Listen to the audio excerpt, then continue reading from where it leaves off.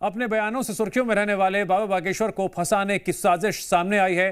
बाबा बागेश्वर पर महिला तस्करी का आरोप लगाया जा रहा है।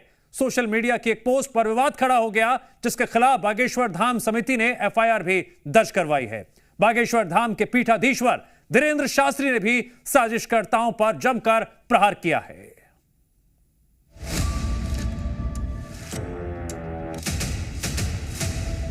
कौन है ड्राइवर?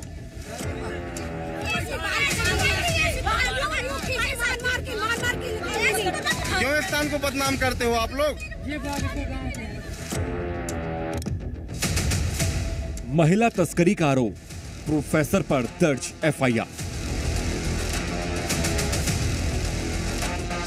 बाबा बागेश्वर को फंसाने की ये कैसी साजिश? क्यों नहीं आप बोल रही है कुछ? धीरेन्द्र शास्त्री की हुंकार, विरोधियों पर करारा प्रहार। नहाने के लिए लगातार कुछ न कुछ करते रहते हैं उपद्रव। बाबा बागेश्वर अक्सर अपने बयानों की वजह से सुर्खियों में रहते हैं। सनातनी एकजुटता, जातिवाद पर प्रहार, इन मुद्दों पर बाबा बागेश्वर अक्सर मुखर रहते हैं। सनातन को एक करने के लिए बाबा बागेश्वर केवल देश में ही नहीं बल्कि विदेशों में भी हुंकार भरते रहते हैं। लेकिन इन दिनों बागेश्वर सरकार पर महिला तस्करी जैसे गंभीर आरोप लगाए गए हैं। ये आरोप लखनऊ के एक प्रोफेसर ने लगाया है। सोशल मीडिया पर पोस्ट कर उन्हें आरोपी साबित होने पर फांसी तक की मांग की गई है, जिस पर अब विवाद खड़ा हो गया है। प्रोफेसर रविकांत ने एक वीडियो भी शेयर किया है, जिसके बाद इस मामले में बागेश्वर धाम समिति के सदस्य ने प्रोफेसर रविकांत के खिलाफ मामला दर्ज कराया है। एफआईआर में लिखा है कि प्रोफेसर की टिप्पणी से हिंदू धर्म के अनुयायियों की धार्मिक भावनाएं आहत हुई हैं और धार्मिक सौहार्द बिगड़ा है। वहीं मामला बढ़ता देख खुद धीरेन्द्र शास्त्री सामने आए, अपनी बात रखी। कहा कि सनातन को एकजुट करने में लगे हैं, इसलिए साजिशकर्ता लगे हुए हैं। अनवरत रूप से साजिशकर्ता लगे हुए हैं। धाम के लिए लगातार कुछ न कुछ करते रहते हैं उपद्रव। हम इस देश में सबसे बड़ी जो बीमारी है, इस देश की जो जातवाद की बीमारी है, उस बीमारी के खिलाफ जो अभियान छेड़े हुए हैं, हिंदुओं को एक करने के लिए, सनातन को एकजुट करने के लिए, सनातनियों को एकजुट करने के लिए, उसके बाद अनवरत कुछ ना कुछ आता रहता है। उसी प्रकार से उन्होंने, किसी ने कहा है तो बागेश्वर जनसेवा समिति के लोगों ने उनके खिलाफ एफआईआर भी करवाई है। बाबा बागेश्वर ने साफ कर दिया है कि सनातन परंपरा, हिंदुत्व की सेवा के लिए वो आखिरी सांस तक लड़ते रहेंगे।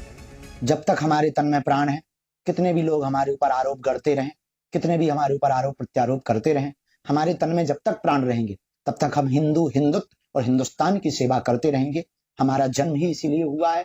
मरते दम तक हम सनातन परंपरा के लिए जिएंगे, सनातनी परंपरा पर ही मरेंगे, चाहे जो हो जावे। ये तो अभी प्रारंभ है, ये तो अभी आरंभ है, अभी तो न जाने लोग क्या क्या कहेंगे। दरअसल धीरेन्द्र शास्त्री नवंबर में पदयात्रा की शुरुआत करने जा रहे हैं। 7 नवंबर से 16 नवंबर तक यानी 10 दिनों तक चलने वाली इस यात्रा में सनातन धर्म का प्रचार प्रसार की बात होगी। बाबा बागेश्वर ने अपने बयान से ये भी क्लियर कर दिया है कि वो ऐसा कोई काम नहीं करेंगे जिससे हिंदुओं को नीचा दिखाया जाए। आगामी पदयात्रा जो 7 नवंबर से 16 नवंबर तक है, उसकी बातें सुन करके अब लोगों के पेट में दर्द होना प्रारंभ हो गया है। लेकिन चाहे जो हो जाए, हम अपने संकल्प से डिगेंगे नहीं।